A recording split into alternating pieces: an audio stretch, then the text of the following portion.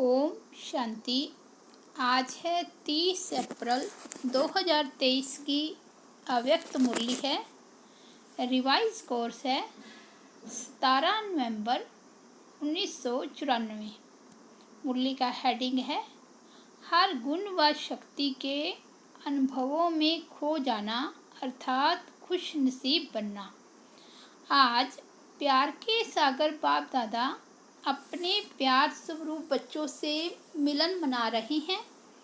बाप का भी प्यार बच्चों से अति है और बच्चों का भी प्यार बाप से अति है।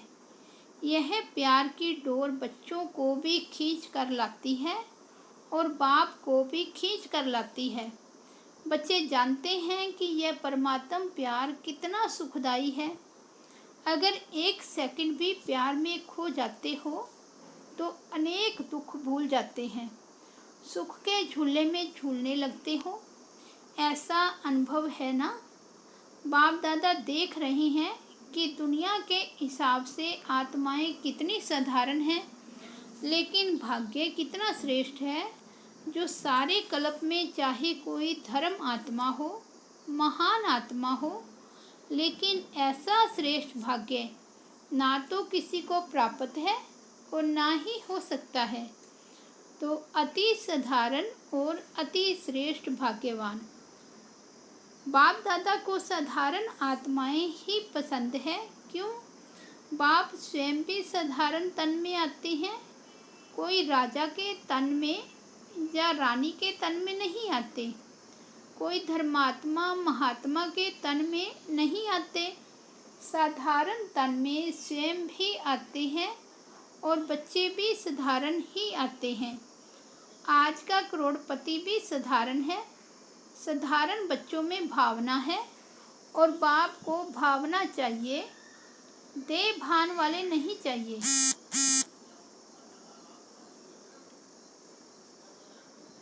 जितना बड़ा होगा उतना भावना नहीं होगी, लेकिन भान होगा।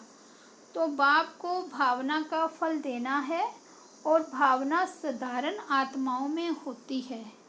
नामी ग्रामी आत्माओं के पास न भावना है न समय है। तो बाप देख रहे हैं कि कितने साधारण और कितने श्रेष्ठ भावना का फल प्राप्त कर रहे हैं।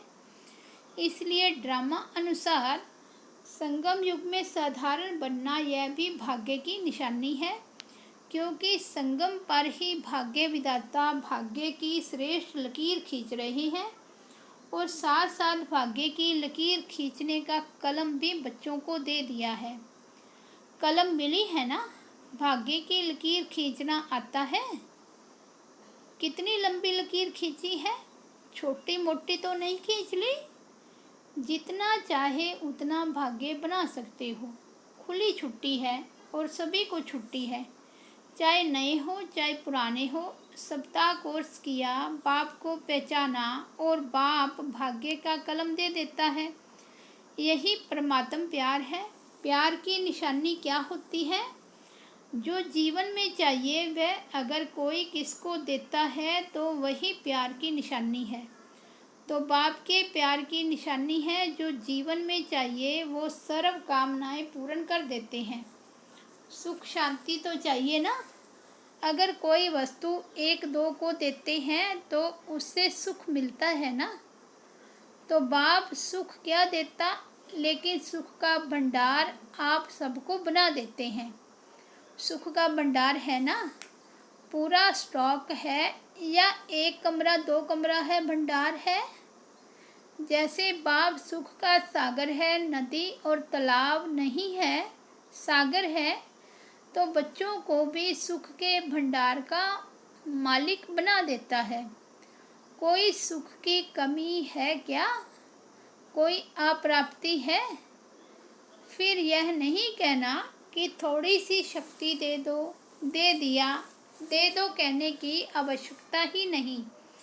बाप ने दे दिया है, सिर्फ उसको कार्य में लगाने की विधि चाहिए और विधि भी बाप द्वारा अनेक प्रकार की मिलती है। सिर्फ उसको समय प्रति समय कार्य में लगाते नहीं हो, इसलिए होते हुए भी उसका लाभ नहीं ले सकते। कितना बड़ा भाग्य है और कितना सहज मिला है। कोई मेहनत की है क्या? एक टांग पर खड़े तो नहीं होना पड़ा ना, या सेकंड के दर्शन के लिए क्यू में खड़े हो, ऐसे तो नहीं है ना। आराम से बैठे हो ना, नीचे भी फॉर्म पर बैठे हो, आराम से ही सहज श्रेष्ठ भाग्य बना रहे हो। यह नशा है ना। सभी नशे से कहेंगे कि भाग्य विधाता हमारा है। जब भाग्य विधाता आपका हो गया तो भाग्य किसको देगा? भाग्य विधाता को अपना बनाया, अर्थात भाग्य के अधिकार को प्राप्त कर लिया। जिसको नशा है वो सदा यही अनुभव करते हैं कि भाग्य मेरा नहीं होगा तो किसका होगा, क्योंकि भाग्य विधाता ही मेरा है। इतना नशा है जो कभी कभी चढ़ता है, कभी उतरता है। संगम का समय ही कितना छोटा सा है और आप मेजॉरिटी तो सब नए हो। कितना थोड़ा समय मिला है, लेकिन ड्रामा में विशेष इस संगम युग की यह विशेषता है कि कोई भी नया हो जब पुराना हो, नए को भी गोल्डन चांस है नंबर आगे लेने का। तो नयों में उमंग है, यह समझते हो हमारे से आगे तो बहुत हैं, हम तो आए ही अभी हैं। नहीं, यह खुली छुट्टी है, जितना आगे बढ़ना चाहे उतना बढ़ सकते हैं, सिर्फ अभ्यास पर अटेंशन हो। कोई कोई पुराने अलबेले हो जाते हैं और आप नए अलबेले नहीं होना, तो आगे बढ़ जाएंगे, नंबर ले लेंगे। नंबर लेना है ना, फर्स्ट नंबर नहीं, फर्स्ट डिवीज़न। फर्स्ट नंबर तो ब्रह्मा बाप निश्चित हो गए ना, लेकिन फर्स्ट डिवीज़न में जितने चाहे उतने आ सकते हैं। तो सभी किस डिवीज़न में आएंगे? सभी फर्स्ट में आएंगे। तो सेकंड में कौन आएगा? माताएं किस में आएंगी? फर्स्ट में आएंगी। बहुत अच्छा, आना ही है। यह दृढ़ निश्चय भाग्य को निश्चिंत कर देता है। पता नहीं आएंगे नहीं आएंगे, पता नहीं आगे चलकर कोई माया आ जाए। माया बड़ी चतुर है, ऐसे व्यर्थ संकल्प कभी भी नहीं करना। जब सर्वशक्तिमान बाप है तो माया तो उसके आगे पेपर टाइगर है, इसलिए घबराना नहीं। पता नहीं का संकल्प कभी नहीं करना। मास्टर नॉलेजफुल बन हर कर्म करते चलो। साथ का अनुभव सदा ही सहज और सेफ रखता है। साथ भूल जाते हैं तो मुश्किल हो जाता है, लेकिन सभी का वायदा है कि साथ रहेंगे, साथ चलेंगे। यही वायदा है ना कि अकेले रहेंगे, अकेले जाएंगे। तो साथ का अनुभव बढ़ाओ। जानते हो कि साथ हैं, मानते भी हो, लेकिन फ़र्क क्या पड़ता है? जानते भी हो, मानते भी हो, लेकिन समय पर उसी प्रमाण चलते नहीं हो। माया का फोर्स यह है, जो कोर्स है उसको भुला देता है। लेकिन क्या माया बहुत बलवान है? वह बलवान है या आप बलवान हो, या कभी माया बलवान कभी आप बलवान? आपकी कमजोरी माया है और कुछ नहीं है। आपकी कमजोरी माया बनकर सामने आती है, जैसे शरीर की कमजोरी बीमारी बनकर सामने आती है ना, ऐसे आत्मा की कमजोरी माया बन करके सामना करती है। तो ना कमज़ोर बनना है, ना माया आनी है। लक्ष्य ही है माया जीत, जगत जीत। कितने बार विजयी बने हो? अनगिनत बार। फिर भी घबरा जाते हो। कोई नई बात होती है तो कहा जाता है नई बात थी ना, मुझे पता नहीं था, इसलिए घबरा गए। लेकिन एक तरफ कहते हो अनेक बार विजयी बने हैं, फिर क्यों घबराते हो? बाप का प्यार ही यह है कि हर बच्चा श्रेष्ठ आत्मा बन राज्य अधिकारी बने। प्रजा अधिकारी तो नहीं बनना है ना। तो राज्य अधिकारी अर्थात हर कर्म इंद्रिय जीत। अगर अपनी कर्म इंद्रियों के ऊपर, मन बुद्धि संस्कार के ऊपर विजयी नहीं तो प्रजा पर क्या राज्य करेंगे। अगर ऐसे राजे बने जो अपने ऊपर विजय नहीं पा सकते तो सतयुग भी कलयुग बन जाएगा। इसलिए यह चेक करो कि मन बुद्धि संस्कार कंट्रोल में है। मन आपको चलाता है या आप मन को चलाने वाले हो। जब यह कंप्लेन करते हो कि मेरा मन आज लगता नहीं, मेरा मन आज भटक रहा है, तो यह मन जीत हुए।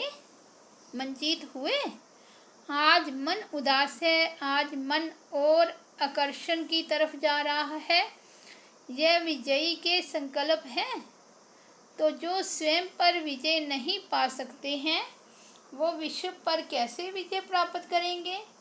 इसलिए चेक करो, कर्म इंद्रिय जीत, मन जीत कहाँ तक बने हैं। अगर फर्स्ट डिवीज़न में आना है तो इस लक्षण से लक्ष्य को प्राप्त कर सकते हो।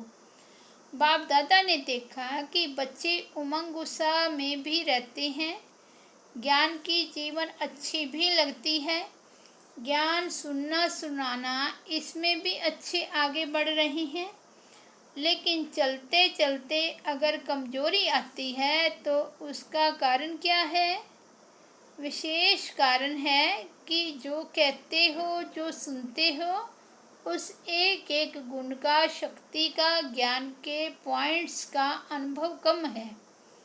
मानो सारे दिन में स्वयं भी व दूसरे को भी कितने बार कहते हो, मैं आत्मा हूँ, आप आत्मा हो, शांत स्वरूप हो, सुख स्वरूप हो। कितने बार स्वयं भी सोचते हो और दूसरों को भी कहते हो। लेकिन चलते फिरते आत्मिक अनुभूति, ज्ञान स्वरूप, प्रेम स्वरूप, शांत स्वरूप की अनुभूति वो कम होती है। सुनना कहना ज़्यादा है और अनुभूति कम है। लेकिन सबसे बड़ी अथॉरिटी अनुभव की होती है, तो उस अनुभव में खो जाओ। जब कहते हो शांत स्वरूप, तो स्वरूप में स्वयं को, दूसरे को शांति की अनुभूति हो। एक एक गुण का वर्णन करते हो, शक्तियों का वर्णन करते हो, लेकिन शक्ति व गुण समय पर अनुभव में आए। कई तो बोलते भी रहते हैं कि सहन शक्ति धारण करनी चाहिए, सहनशीलता अच्छी है, लेकिन अनुभव नहीं होती। अनुभूति की कमी होने के कारण जितना चाहते हो उतना पा नहीं सकते। अगर सभी से पूछे कि जितना पुरुषार्थ होना चाहिए उतना है तो थोड़े हाँ कहेंगे। तो जितना मिल रहा है उतना जीवन में व कर्म में अनुभव हो। सिर्फ सोचने में अनुभव नहीं हो, लेकिन चलन में, कर्म में, शक्तियाँ, गुण स्वयं को भी अनुभव हो, दूसरों को भी अनुभव हो। कहते ही हो कि ज्ञान स्वरूप है, तो वह स्वरूप दिखाई देना चाहिए ना। और स्वरूप सदा होता है, स्वरूप कभी कभी नहीं होता। अज्ञान काल के जीवन में यदि किसी का क्रोधी स्वरूप होता है तो जब भी कोई बात होगी तो वो स्वरूप दिखाई देता है, छिपता नहीं है। चाहे छोटी बात हो या बड़ी बात हो, लेकिन जिसका जो स्वरूप होता है वह दिखाई देता है। स्वयं को भी अनुभव होता है और दूसरों को भी अनुभव होता है।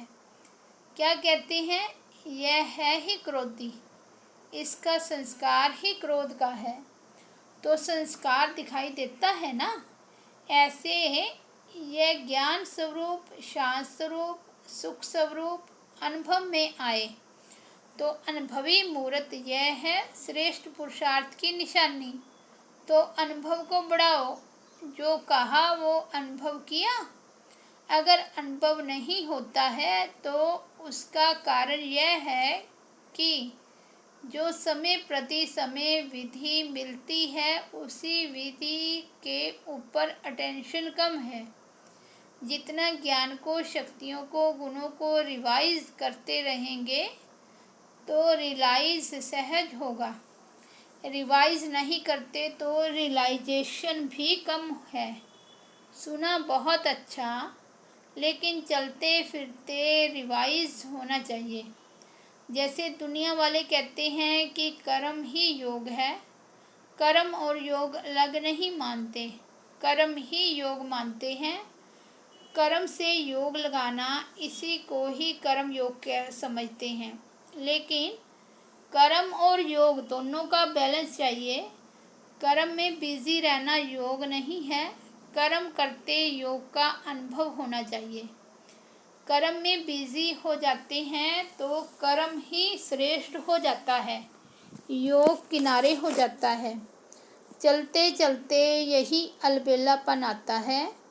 तो कर्म में योग का अनुभव होना, इसको कहा जाता है कर्म योगी। मूल बात है अनुभवी स्वरूप बनो। एक एक गुण के अनुभव में खो जाओ, शक्ति स्वरूप बन जाओ। आपके स्वरूप से शक्तियाँ दिखाई दे। अभी भी देखो, अगर कोई में कोई विशेष शक्ति होती है तो उसके लिए कहते हो यह बहुत सहनशील स्वरूप है, इसमें समाने की शक्ति बहुत दिखाई देती है। तो कोई में दिखाई देती है, कोई में नहीं, और कभी दिखाई देती है कभी नहीं, तो अटेंशन कम हुआ ना। तो हर शक्ति, हर गुण, हर ज्ञान की पॉइंट्स आपके स्वरूप में अनुभव करे, और वो तब होगा जब पहले स्वयं को अनुभव होगा। अगर स्वयं अनुभवी होगा तो दूसरे को उससे स्वतः ही अनुभव होगा। और जब अनुभव करते हो तो कितनी खुशी होती है। एक सेकंड भी अगर किसी गुण व शक्ति का अनुभव होता है तो कितनी खुशी बढ़ जाती है। और जब सदा अनुभवी स्वरूप होंगे तो सदा चेहरे पर खुशी की झलक, खुश नसीब की झलक अनुभव होगी। तो अनुभव को बढ़ाओ। विधि तो स्पष्ट है ना। अच्छा, सभी खुश नसीब तो हो ही, लेकिन विशेष खुशी मनाने आए हो तो सबको खुशी मिली है। सब आराम से रहे हुए हो। मन आराम में है तो तन को आराम मिल ही जाता है। यह तो होना ही है। जितना स्थान बढ़ाएंगे उतना कम होना ही है। यह भावी है, उसको क्या करेंगे। और अच्छा है, रिहर्सल हो जाती है। जहाँ बिठाओ, जैसे बिठाओ, जैसे सुलाओ, इसकी रिहर्सल हो जाती है। तो पट में सोना अच्छा है, पट राजा बन गए ना। शास्त्रों में तो पटरानी और पटराजा का बड़ा गायन है। आप तो बहुत सहज बन गए। कोई तकलीफ़ है। बाप दादा और निमित्त आत्माएं सोचती तो यही है कि सब आराम से रहें, लेकिन अगर ज़्यादा संख्या में भी आराम लगता है तो खुशी की बात है। जहाँ भी रहे हुए हो वहाँ खुश हो, कोई तकलीफ़ नहीं है। और बुलाएं, सिर्फ एक सूचना चली जाए कि जो आना चाहे वो आ जाए, तो क्या करना पड़ेगा। अखंड तपस्या करनी पड़ेगी। खुशी की खुराक खाओ और अखंड योग करो, फिर तो सभी आ सकते हैं। करेंगे, थक नहीं जाएंगे, भूख नहीं लगेगी। 7 दिन नहीं खाएंगे, 7 दिन खाना नहीं मिलेगा। बाप दादा ऐसा हट कराना नहीं चाहते। सहयोगी हो ना। यह परमात्म मिलन कम भाग्य नहीं है। यह परमात्म मिलन का श्रेष्ठ भाग्य कोटों में कोई आप आत्माओं को ही मिलता है। अच्छा, मिल लिया ना। भक्ति में तो जड़ चित्र मिलता है, और यहाँ चैतन्य में बाप बच्चों से मिलते भी हैं, रूह ध्यान भी करते हैं। तो यह भाग्य कोई कम है। फिर भी आप सब लक्की हो। समय की गति बदलती जाती है। अभी फिर भी आराम से बैठकर सुन रहे हो। आगे चलकर वृद्धि होगी तो बदलेगा ना। फिर भी आप लक्की हो, क्योंकि टू लेट के टाइम पर नहीं आए हो। लेट के टाइम पर आए हो तो बहुत सब खुश हो। अच्छा, चारों ओर के सर्वश्रेष्ठ भाग्य विधाता के भाग्यवान आत्माओं को सदा मन जीत जगत जीत के निश्चय और नशे में रहने वाले, सदा हर गुण शक्ति और ज्ञान के अनुभवी आत्माएं, सदा बाप को साथ रखने वाले कंबाइंड स्वरूप आत्माएं, सदा श्रेष्ठ भाग्य की लकीर को सहज श्रेष्ठ बनाने वाले ऐसे अति समीप और श्रेष्ठ आत्माओं को बाप दादा का याद प्यार और नमस्ते।